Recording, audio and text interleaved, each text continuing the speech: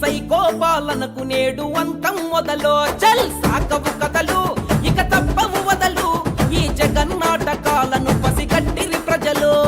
బ్రహ్మ విష్ణు ఈశ్వరులే కలసి కథం తొక్కగా భస్మాసురులందరూ ఇక భస్మమే రచిత్తుగా